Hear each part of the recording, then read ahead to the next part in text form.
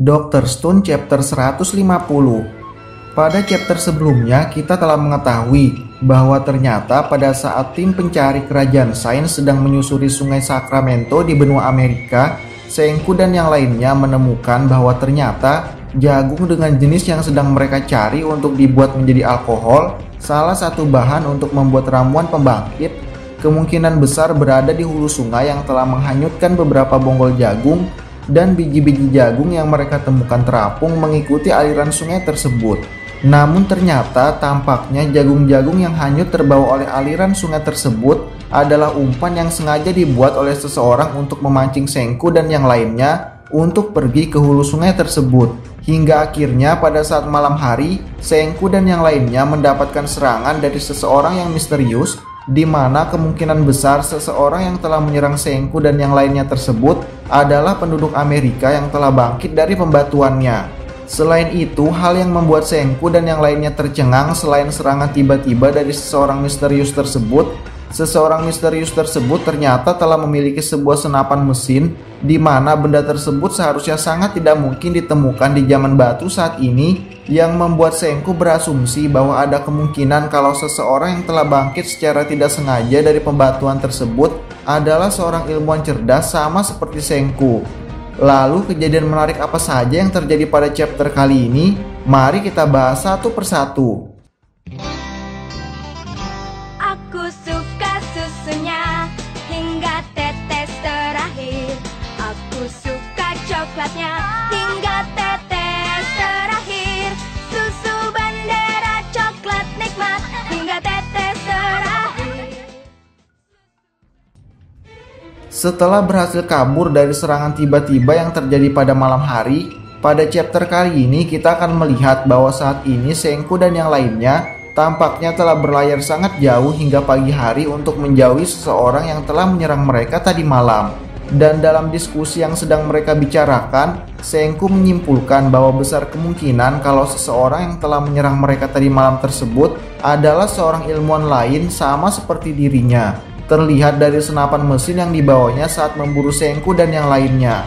Lalu di saat mereka sedang berdiskusi tentang keunggulan persenjataan musuh yang sedang mereka hadapi saat ini, tiba-tiba ada suara mesin yang terdengar oleh mereka dari atas, yang mana suara mesin tersebut ternyata adalah sebuah pesawat terbang yang terbang menuju mereka.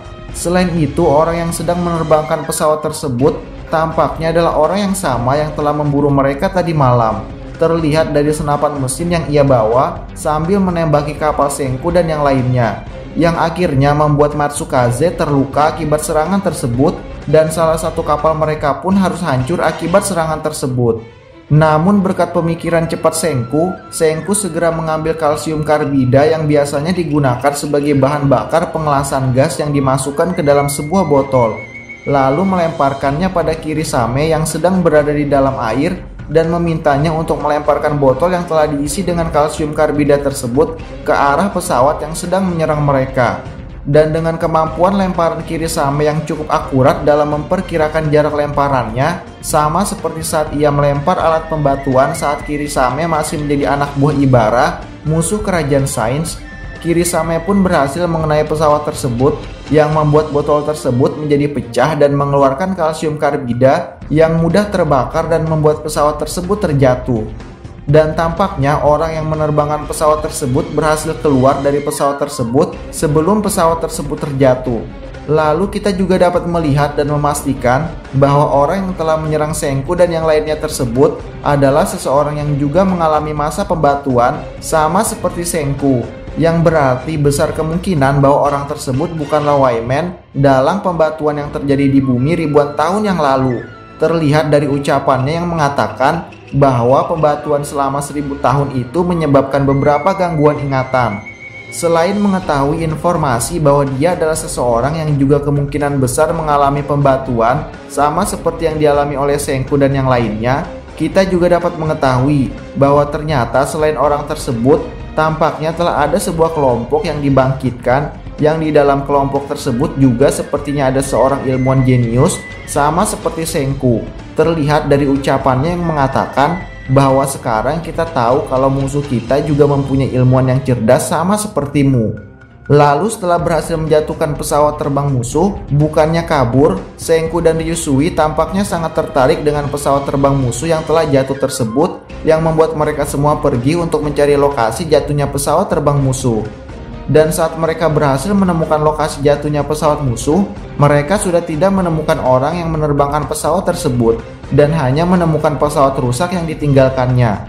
Di mana hal tersebut membuat Senku dan Ryusui sangat bahagia, karena mereka dapat membawa pesawat rusak yang ditinggalkan musuh tersebut untuk kerajaan Sains, di mana Senku telah berencana untuk memperbaiki dan memperbaharuinya agar menjadi pesawat yang cocok untuk dipakai bertarung.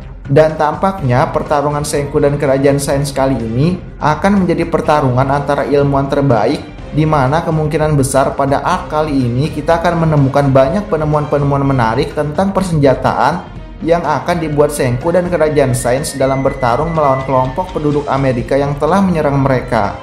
Dan tampaknya ada kemungkinan juga kalau akhirnya kelompok penduduk Amerika tersebut nantinya akan menjadi sekutu yang sangat penting untuk Senku dan kerajaan Sains dalam misi pergi ke bulan untuk menemukan Wayman dan penyebab terjadinya pembatuan yang terjadi di bumi ribuan tahun yang lalu. Nah, itulah kejadian-kejadian menarik yang terjadi pada chapter kali ini. Gimana menurut kamu? Tinggalkan komentar kamu di bawah ya. Terima kasih sudah menonton video kali ini dan jangan lupa untuk dukung dan subscribe channel ini agar channel ini boleh terus berkembang. Terima kasih. Sayonara. ありがとう君